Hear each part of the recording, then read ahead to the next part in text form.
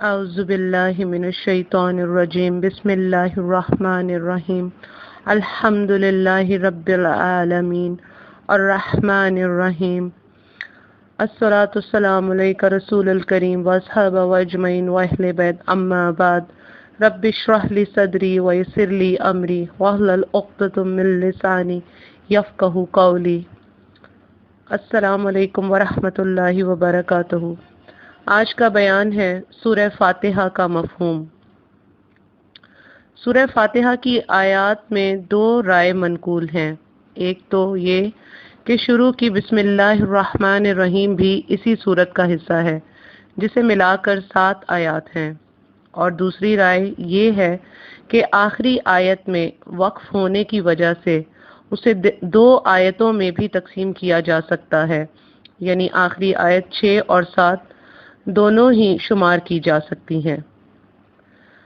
سورہ فاتحہ کل انسانیت کے لیے ایک حسین اور نایاب تحفہ ہے۔ اللہ نے امت مسلمہ کو اس نایاب تحفے سے اس لیے نوازا ہے کہ مسلمان اس سے فائدہ اٹھائیں اور اس کی قرأت کے ساتھ ساتھ اس کے معنی و مفہوم کو بھی اچھی طرح سمجھیں۔ کیونکہ عربی ہماری مادری زبان نہیں ہے، اس لیے ہمیں یہ لازمی پتہ ہونا چاہیے کہ ہم نماز میں اللہ سے کیا کہتے ہیں۔ سورہ فاتحہ کو ام القرآن یعنی قرآن کی ماں کا لقب حاصل ہے، یعنی سورہ فاتحہ قرآن کریم کی ماں ہے۔ سبحان اللہ۔ حدیث ہے صحیح بخاری 756 اور صحیح مسلم 394۔ آپ صلی اللہ علیہ وآلہ وسلم نے فرمایا کہ جس شخص نے نماز میں سورہ فاتحہ نہیں پڑھی تو اس کی نماز نہیں۔ حدیث ختم۔ یہ سورت اس قدر اہمیت کی حامل ہے کہ اس کے بغیر نماز نہیں ہوتی۔ اگر ہم امام کے پیچھے نماز پڑھیں یا خود اکیلے نماز پڑھیں، دونوں ہی صورتوں میں ہمیں سورہ فاتحہ پڑھنے کا حکم ہمارے رسول صلی اللہ علیہ وآلہ وسلم نے دیا ہے۔ حدیث ہے مسند احمد 410/5 کی صحیح حدیث ہے۔ حضرت انس رضی اللہ تعالیٰ عنہ فرماتے ہیں کہ رسول اللہ صلی اللہ علیہ وآلہ وسلم نے اپنے صحابہ رضی اللہ تعالیٰ عنہم کو نماز پڑھائی، فارغ ہو کر ان کی طرف متوجہ ہو کر پوچھا، کیا تم اپنی نماز میں امام کی قرات کے دوران پڑھتے ہو؟ سب خاموش رہے۔ آپ صلی اللہ علیہ وسلم نے 3 بار ان سے پوچھا تو انہوں نے جواب دیا، جی ہاں ہم ایسا کرتے ہیں۔ آپ صلی اللہ علیہ وسلم نے فرمایا، ایسا نہ کرو، تم صرف سورہ فاتحہ کو دل میں پڑھ لیا کرو۔ حدیث ختم۔ آپ صلی اللہ علیہ وسلم کی اس حدیث کا مفہوم یہ ہے کہ امام کے پیچھے چاہے جہری ہو یا سری سورہ فاتحہ پڑھ لیا کرو، اور سورہ فاتحہ کے علاوہ باقی قرآن مت پڑھو، لیکن سورہ فاتحہ کو امام کے پڑھنے کے باوجود تم بھی اپنے دل میں سورہ فاتحہ پڑھو۔ اب یہ معاملہ صرف ان کے لیے ہی ہے جو صرف قرآن و حدیث پر چلتے ہیں۔ فقہ اور مسلک میں پڑھے لوگ اس میں بہت اختلاف کرتے ہیں، لیکن صحیح بات یہی ہے۔ اب ہمیں یہ پتہ ہونا چاہیے کہ ہمیں اپنے نبی صلی اللہ علیہ وآلہ وسلم کی بات ماننی ہے یا فقہ، مسلک یا کسی امام کی۔ سورہ فاتحہ ہدایت کے لیے ایک مکمل دعا ہے۔ اللہ نے فرمایا، حدیث قدسی ہے، مسلم 395، ابو داؤد 821، ترمذی 2953 میں اللہ نے فرمایا کہ میں نے نماز کو اپنے اور اپنے بندے کے درمیان آدھا آدھا تقسیم کر دیا ہے، اور میرے لیے وہ ہے جو اس نے سوال کیا۔ بس جب بندہ الحمدللہ رب العالمین کہتا ہے، اللہ عز و جل فرماتے ہیں، میرے بندے نے تو میری تعریف کی، اور جب بندہ الرحمن الرحیم کہتا ہے، اللہ تعالیٰ فرماتے ہیں، میرے بندے نے میری ثنا کی، اور جب بندہ مالک یوم الدین کہتا ہے، اللہ تعالیٰ فرماتے ہیں، میرے بندے نے میری بزرگی بیان کی اور تمجید کی۔ ایک دفعہ یوں کہا، میرے بندے نے میرے سپرد کر دیا تمام اختیارات کو اور اپنے معاملات کو۔ اور جب بندہ ایاک نعبد و ایاک نستعین کہتا ہے، اللہ تعالیٰ فرماتے ہیں، یہ میرے اور میرے بندے کے بین یعنی درمیان ہے، اور میرے بندے کے لیے وہ ہے جو اس نے سوال کیا۔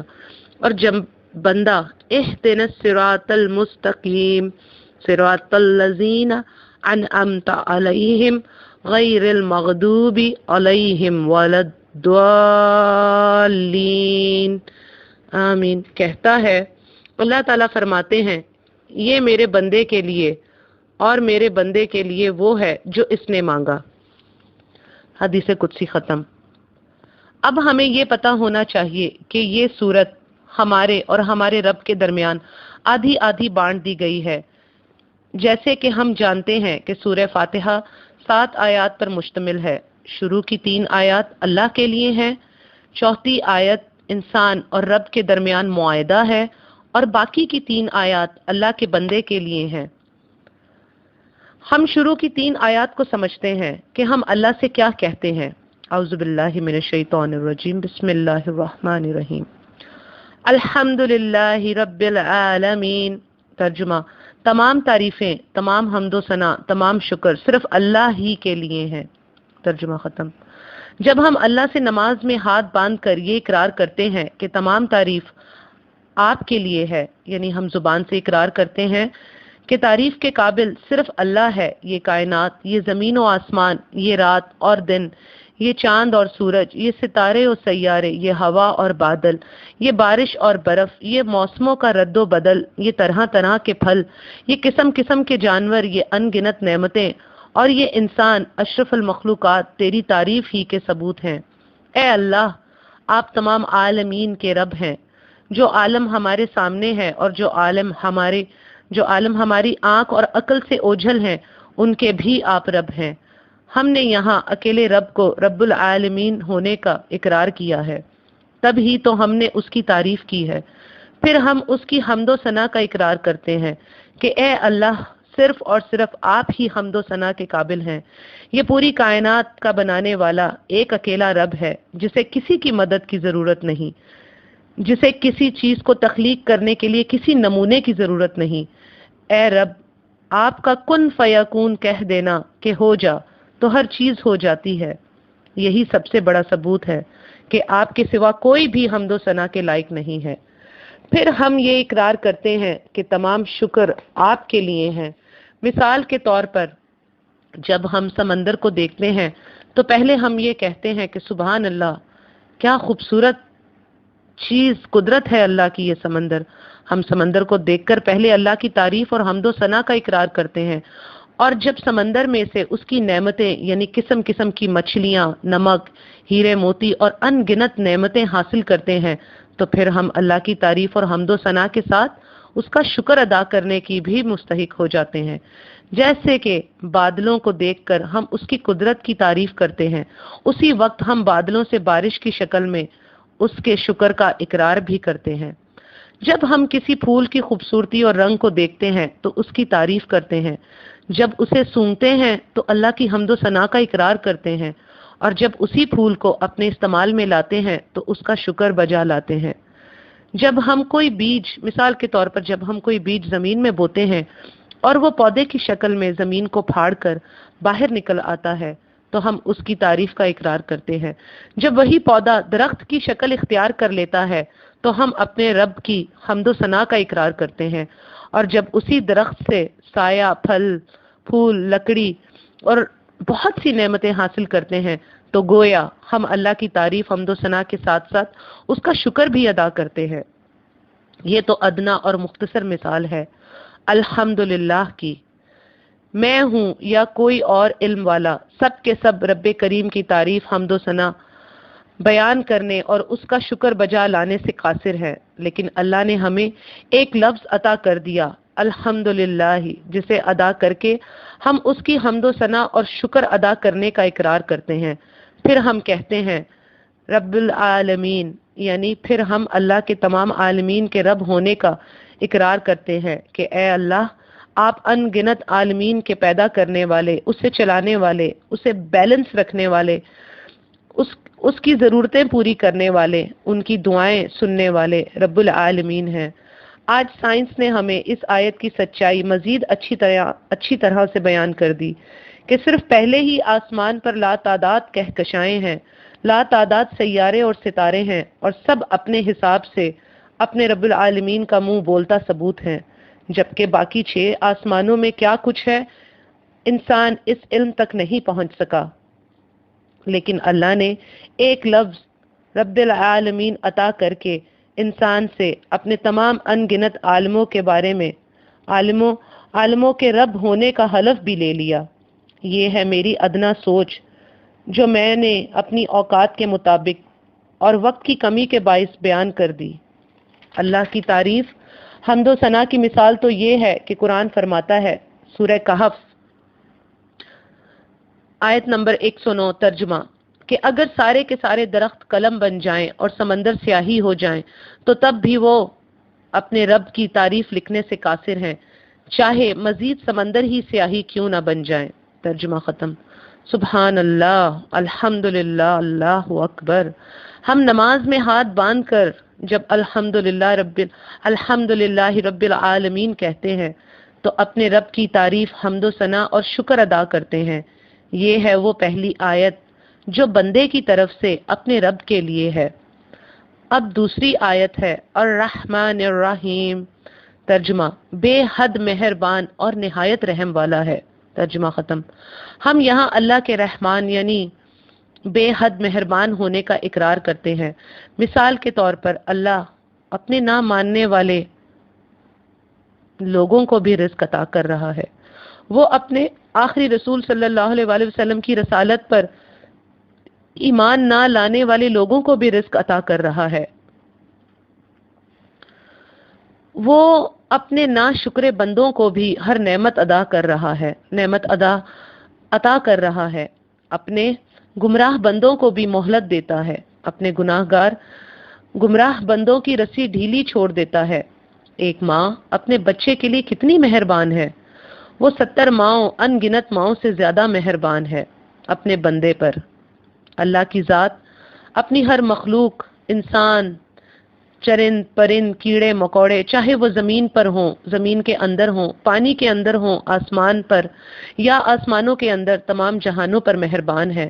اللہ کی ان گنت مہربانیوں کا اقرار ہم صرف ایک لفظ الرحمن کہہ کر ادا کر دیتے ہیں، کیا یہ بھی ہم پر اللہ کی مہربانی نہیں ہے؟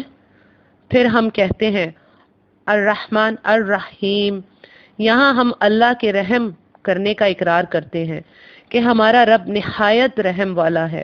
مثال کے طور پر اگر کوئی قاتل قتل کے بعد اللہ سے سچی توبہ کر کے معافی مانگتا ہے تو رب اسے اس کی نیت جانتے ہوئے کہ یہ سچی توبہ اور ندامت کر رہا ہے، اس پر رحم کر کے معاف کر دیتا ہے۔ لیکن دنیا کی عدالت میں جج اس کی معافی کے باوجود اس پر رحم نہیں کرتا، کیونکہ جج اس کی نیت نہیں جانتا اور عدالت کے اصولوں کا بھی پابند ہے۔ لیکن ہمارا رب کسی کا پابند نہیں ہے اور وہ جس پر چاہتا ہے رحم کرتا ہے، لیکن اس کا یہ رحم دنیا میں تو سب کے لیے ہے، پر اللہ کے رحیم ہونے کی صفت آخرت میں صرف مومنوں پر ہوگی۔ قیامت والے دن اللہ کافروں، مشرکوں اور منافقوں کے لیے رحیم نہیں ہوگا۔ اس لیے ہم نماز میں ہاتھ باندھ کر یہ اقرار کرتے ہیں کہ الرحمن الرحیم، کہ اللہ رحمان اور رحیم ہے۔ یہ ہے دوسری آیت جو بندے کی طرف سے اپنے رب کے لیے ہے۔ پھر ہم نماز میں یہ اقرار کرتے ہیں کہ مالک یوم الدین، ترجمہ جو قیامت کے دن کا مالک ہے۔ ترجمہ ختم۔ ہم یہ گواہی دیتے ہیں کہ قیامت کے دن تمام کی تمام حکومت اور تمام کی تمام مرضی اور تمام کا تمام اختیار صرف اور صرف ایک اللہ، ایک رب العالمین کا ہوگا۔ اسی دن کسی کی سفارش، کسی کی شفاعت کام نہ دے گی جب تک اللہ کی اجازت نہ ہوگی۔ اس دن اللہ کے سوا کسی کے پاس کوئی اختیار نہ ہوگا۔ جیسے مثال کے طور پر اللہ نے دنیا میں کسی کو بادشاہت عطا کی ہے، کسی کو ملک کا وزیر اعظم بنا کر اسے اختیار دے رکھا ہے، ہمیں اپنے گھروں، زمینوں، گاڑیوں کا مالک بنا رکھا ہے، اور آج ہم سے کوئی پوچھ گیچھ نہیں ہے۔ لیکن ایک دن ایسا آئے گا جس دن اللہ سب سے اختیار واپس لے لے گا اور ان سے حساب لے گا، اور پھر بتائے گا کہ اصلی بادشاہ کون ہے، اصلی پروردگار کون ہے، اصلی رب کون ہے، اصلی وارث کون ہے، اصلی غوث اعظم کون ہے، اصلی داتا کون ہے، असली गंज बख्श यानी खजाने बख्शने वाला कौन है, असली मददगार कौन है, असली पकड़ने वाला कौन है और असली माफ करने वाला कौन है। गोया हम इस आयत को पढ़कर ये इकरार करते हैं कि अल्लाह ही मालिक है क़यामत के दिन का, अल्लाह ही मालिक है हिसाब के दिन का। अल्लाह ने अपने असली मालिक होने की पहचान इस आयत से करा दी और हम नमाज में हाथ बांधकर ये इकरार करते हैं कि मालिक यौमिद्दीन। ये है तीसरी आयत जो बंदे की तरफ से अपने रब के लिए है। अब है सबसे अहम तरीन आयत जो इस सूरत को आधा बंदे के लिए और आधा रब के लिए तकसीम करती है, और वो है आयत नंबर 4, इय्याका नअबुदु व इय्याका नस्तईन। तर्जुमा खत्म। हम सिर्फ तेरी ही इबादत करते हैं और सिर्फ तुझ ही से मदद मांगते हैं। तर्जुमा खत्म। ये है वो आयत जो अल्लाह और बंदे के दरमियान मुआहदा है। अगर बंदा इस मुआहदे पर कायम रहा तो अल्लाह सूरह फातिहा की आगे की आने वाली 3 आयत पर अपना वायदा कायम रखेगा। लेकिन गौर की बात तो ये है कि हर दौर में इंसान अल्लाह को तो मानता रहा, उसकी कुदरत को देखकर उसकी तारीफ भी करता रहा, लेकिन जब उसकी इबादत जिसमें नमाज, दुआ, कुर्बानी, नजर, नियाज, तवाफ, कयाम, रुकू, सुजूद सब कुछ आता है, इन इबादत में अल्लाह के साथ पैगंबरों और वलियों को भी शरीक करता रहा। और यही वजह रही जो हर नबी और हर रसूल ने अपनी कौम को ये बात समझाई कि अल्लाह का किसी भी चीज में कोई भी जर्रा बराबर शरीक नहीं है।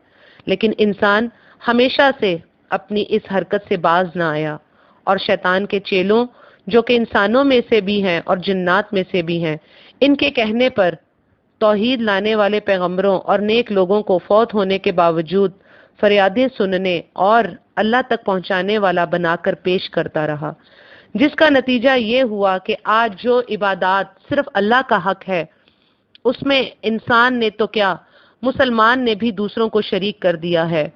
नमाज अल्लाह के लिए पढ़ी जाती है, लेकिन आज अब्दुल कादिर जिलानी रहमतुल्लाह अलैह को राजी करने के लिए भी कोई नई नमाज इजाद हो चुकी है। दुआ सिर्फ अल्लाह से मांगना इबादत है, लेकिन आज नाम नहाद मुसलमान ला तादाद फौत शुदा रसूल और वलियों से भी दुआ करते हैं, वसीले का जामा पहनाकर। कुर्बानी और ज़बीहा सिर्फ अल्लाह के नाम से किया जाना अल्लाह की इबादत है, लेकिन आज अल्लाह के नाम के साथ फौत शुदा रसूल, वलियों, इमामों के नाम भी शामिल करके उन्हें अल्लाह की इबादत में शरीक कर दिया जाता है। न्याज सिर्फ अल्लाह के नाम की इबादत है, लेकिन आज फौत शुदा रसूल, वलियों और इमामों के नाम की भी न्याज दिलाकर अल्लाह की इबादत में उन्हें शामिल कर दिया। तवाफ करना अल्लाह के घर का हक है, लेकिन आज सिंध में, सेवन में और जगह भी तवाफ किया जा रहा है। सजदा करना अल्लाह की खास इबादत है, लेकिन आज आलिमों, पीरों और कब्रों को रुकू और सुजूद भी किए जा रहे हैं। तो अब बताइए कि ये मुआहदा इय्याका नअबुदु व इय्याका नस्तईन, जिसका तर्जुमा हम सिर्फ तेरी ही इबादत करते हैं और सिर्फ तुझसे ही मदद मांगते हैं, ये मुआहदा क्या साबित रहा?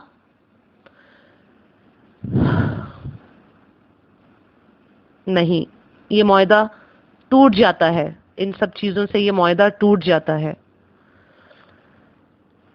आज हम जब कहते हैं कि हम सिर्फ तुझ ही से मदद मांगते हैं, लेकिन हम या रसूल अल्लाह मदद पुकारते हैं, या अली मदद पुकारते हैं, या गौसे आजम मदद पुकारते हैं और न जाने किन किन को पुकारते हैं, जिनके बारे में कुरान फरमाता है, तर्जुमा, जिनको तुम अल्लाह के सिवा पुकारते हो उन्हें तो ये भी खबर नहीं कि वो कब्रों से कब उठाए जाएंगे। तर्जुमा खत्म।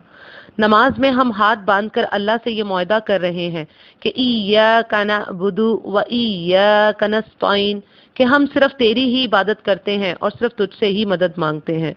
तर्जुमा खत्म। जो मुसलमान इस मुआहदे पर कायम रहेगा तो उसके लिए सूरह फातिहा की बकिया की 3 आयत अल्लाह की तरफ से अपने बंदे के लिए हैं। इहदिनस सिरातल मुस्तकीम। तर्जुमा, दिखा मुझे सीधा रास्ता। ترجمہ ختم۔ یہاں بندہ کہتا ہے کہ اے رب مجھے سیدھا راستہ دکھا جو جنت کا راستہ ہے۔ یہاں بندہ اپنے رب سے ہدایت کی توفیق مانگتا ہے۔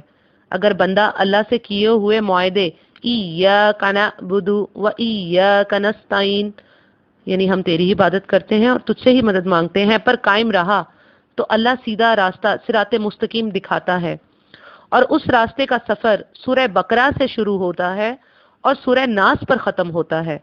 بندہ یہ سفر کرتا ہے اور شیطان اس سفر میں آگے پیچھے اوپر نیچے ہر جگہ سے آتا ہے۔ اگر بندہ قائم رہتا ہے تو اللہ مدد کرتا ہے اور شیطان کو غالب نہیں ہونے دیتا، اور اگر انسان سفر کے دوران یا سفر ختم کر کے شیطان کے ہاتھ لگ گیا تو معاہدہ ہم تیری ہی عبادت کرتے ہیں، ہم صرف تیری ہی عبادت کرتے ہیں اور صرف تجھ سے ہی مدد مانگتے ہیں، یہ معاہدہ ٹوٹ گیا، تو پھر اللہ صراط مستقیم دکھا تو دے گا لیکن اس پر چلنے کی توفیق نہیں دے گا۔ اس لیے اصل معاملہ معاہدہ قائم رکھنے کا ہے۔ معاہدہ قائم رہے گا تو صراط مستقیم ملے گی۔ یہ ہے آیت اہدنا الصراط المستقیم، دکھا مجھے سیدھا راستہ، اور وہ راستہ ہے سورہ بقرہ سے سورہ ناس اور نبی صلی اللہ علیہ وسلم کی صحیح احادیث۔ اب ہے آیت صراط الذین انعمت علیہم، ترجمہ دکھا مجھے راستہ ان لوگوں کا جن پر تو نے انعام کیا، ترجمہ ختم۔ یہاں بندہ اپنے رب سے کہتا ہے کہ اے اللہ مجھے ان لوگوں کے راستے پر چلانا جن پر تو نے انعام کیا، یعنی جب بندہ قرآن پڑھتا ہے تو اسے ان لوگوں کی پہچان ہو جاتی ہے کہ وہ نبی، رسول، صدیق، شہداء اور اللہ کی فرما برداری کرنے والے لوگ تھے، اور اللہ نے انہیں جو انعام دیا وہ انعام جنت کا وعدہ ہے۔ اگر تو بندہ اپنے معاہدے ایاک نعبد و ایاک نستعین پر قائم رہتا ہے تو اللہ بندے کی مدد کرتا ہے اور اسے نیک اعمال کی توفیق دیتا ہے اور اسے صراط مستقیم پر ہارنے نہیں دیتا۔ جب جب شیطان صراط مستقیم پر بندے پر حملہ کرتا ہے تو بندہ اپنے معاہدے کو پکارتا ہے کہ اے رب ہم صرف تیری ہی عبادت کرتے ہیں اور صرف تجھ سے ہی مدد مانگتے ہیں۔ تو پھر اللہ اس معاہدے پر قائم رہنے والے بندے کو ثابت قدم رکھتا ہے، اس دنیا میں ہدایت انعام کی شکل میں دے دیتا ہے اور جنت کا انعام آخرت کے لیے رکھ دیتا ہے۔ یہ ہے صراط الذین انعمت علیہم، دکھا مجھے راستہ ان لوگوں کا جن پر تو نے انعام کیا، ترجمہ ختم۔ یہ ہے بندے کے لیے اللہ کی طرف سے۔ اب ہے آیت کا آخری حصہ، غیر المغضوب علیہم ولا الضالین، آمین، ترجمہ ختم۔ نہ کہ ان کا جن پر تو غضب ناک ہوا اور جو گمراہ ہوئے۔ یہاں بندہ اپنے رب سے کہتا ہے کہ مجھے ان لوگوں کا راستہ نہ دکھانا جن پر تو غصہ ہوا، اور نہ ان کا راستہ دکھانا جنہیں تو نے گمراہ کر دیا۔ اصل میں غیر المغضوبی سے مراد یہود ہیں جو اپنے علماء سے تورات میں رد و بدل کرواتے تھے، اور ان کے علماء بھی حرام کو حلال اور حلال کو حرام کر دیتے تھے، اور لوگ تورات کی جگہ علماء اور رہبان حضرات کی سنتے اور مانتے تھے، جو آج ہم بھی کرتے ہیں۔ ضالین سے مراد عیسائی ہیں، کیونکہ عیسائیوں نے بھی حضرت عیسیٰ علیہ السلام سے محبت میں ایسا غلو کیا۔ غلو کا مطلب ہوتا ہے محبت کی زیادتی۔ انہوں نے حضرت عیسیٰ علیہ السلام کو اللہ کی صفات میں شریک کیا، پھر اللہ کی ذات میں شریک کر کے خدا اور خدا کا بیٹا بنا دیا۔ اب جب ہم نماز میں ہاتھ باندھ کر اللہ سے یہ کہتے ہیں کہ ہمیں یہود اور عیسائیوں کا راستہ نہ دکھانا، کیونکہ یہود اور عیسائیوں پر آپ غصہ ہوئے اور انہیں آپ نے گمراہ کر دیا ان کی حرکتوں کی وجہ سے، تو اللہ یہ دیکھتا ہے کہ میرا بندہ اپنے معاہدے ایاک نعبد و ایاک نستعین پر قائم ہے، تو اپنے بندے کی مدد کرتا ہے کہ یہ یہود و نصارہ کے راستے پر نہ جائے۔ اللہ قرآن کے ذریعے سے اپنے بندے کے سامنے یہود و نصارہ کی ساری شیطانیاں بیان کر دیتا ہے کہ میرا بندہ اپنا دفاع کر لے، لیکن جو بندہ یہود کی طرح قرآن کی جگہ شرک کرنے والے عالموں کی سنتا ہے، قرآن کو پڑھنے کے بجائے اپنی مرضی کے عقیدے والوں کی سنتا ہے، جو مسلکوں میں گرفتار لوگوں کی سنتا ہے، قرآن کو اپنی آنکھ سے تحقیق کرنے کی جگہ شرکیہ اور بدعت کرنے والے اعمال کو پسند کرتا ہے، اور جو بندہ عیسائیوں کی طرح رسول اللہ صلی اللہ علیہ وآلہ وسلم کی محبت میں غلو کرتا ہے، یعنی محبت کی زیادتی میں نبی صلی اللہ علیہ وسلم کو اللہ کی طرح حاضر و ناظر سمجھتا ہے، اللہ کی طرح دیکھنے والا، سننے والا، جاننے والا، مدد کرنے والا اور بخشش کرنے والا سمجھتا ہے، اور یہی طاقت اور ولیوں کی بھی سمجھتا ہے، تو اس شخص نے خود ہی معاہدہ توڑ دیا۔ اس نے وہ معاہدہ ایاک نعبد و ایاک نستعین توڑ دیا۔ پھر وہ چاہے ساری زندگی نماز میں سورہ فاتحہ پڑھتا رہے تو اسے اس نماز اور اس سورہ فاتحہ سے کوئی فائدہ حاصل نہ ہوگا، کیونکہ جو بندہ معاہدہ کہ ہم صرف تیری ہی عبادت کرتے ہیں اور صرف تجھ سے ہی مدد مانگتے ہیں جب توڑ دیا تو اس کا کوئی فائدہ نہیں۔ یہ مدد کسی زندہ انسان سے مانگے جانے کا ذکر نہیں ہے۔ آپ ایک انسان سے مدد مانگتے ہیں جو آپ کو سن رہا ہے، آپ کی مدد کرنے پر قادر ہے اور زندہ ہے، اس سے آپ مدد مانگ سکتے ہیں، یہ اس مدد کا مفہوم نہیں ہے۔ جب وہ یہ معاہدہ توڑ دیتا ہے تو اب وہ یہود کی طرح قرآن کی نہیں، گمراہ علماء کی عربی سن کر یقین کرے گا کہ یہی صحیح بات ہے۔ وہ عیسائیوں کی طرح اپنے رسول صلی اللہ علیہ وسلم کو اللہ کا شریک ٹھہرا دے گا، اور اب یہ مناظر ہم اپنی آنکھوں سے دیکھ رہے ہیں کہ جس طرح یہود و نصارہ 72 فرقوں میں بٹے، ہم بھی بٹ گئے۔ جیسے انہوں نے اپنے گمراہ عالموں کی مانی، ہم بھی مان رہے ہیں۔ جیسے انہوں نے اپنے پیغمبروں کو اللہ کا شریک بنایا، ہم بھی بنا چکے۔ تو پھر سورہ فاتحہ ہمیں کیا فائدہ دے گی؟ ابھی بھی وقت ہے، موت کا فرشتہ ابھی نہیں آیا، سانسیں چل رہی ہیں، ہمیں توبہ کرنی چاہیے، اور اس سورہ فاتحہ جسے ہم مذاق سمجھ کر پڑھتے ہیں، جس کا ترجمہ تک ہمیں نہیں پتا، جس کے بارے میں ہم نہیں جانتے کہ ہمارا یہ معاہدہ ہے اللہ کے ساتھ جو اس کے اور ہمارے درمیان ہے، ہمیں نہیں پتا اس کا، اسے ہم مذاق سمجھ کر پڑھتے ہیں۔ اس کو عربی کے ساتھ ساتھ اپنی زبان میں سمجھنے کی کوشش کریں کہ یہ قرآن کی ماں ہم سے کیا کہنا چاہتی ہے، ہمیں کس معاہدے کی طرف بلا رہی ہے، ہمیں کیا پیغام دینا چاہ رہی ہے، ہمیں کن غلطیوں سے بچانا چاہ رہی ہے۔ یہ ہے سورہ فاتحہ کی آخری آیت جس پر آمین کہا جاتا ہے، اور آپ صلی اللہ علیہ وسلم نے فرمایا کہ جو آمین کے ساتھ، جو امام کی آمین کے ساتھ آمین کہتا ہے تو اگر اس کی آمین کے ساتھ فرشتوں کی آمین مل جائے تو اس کی مغفرت ہو جاتی ہے۔ صحیح حدیث ہے۔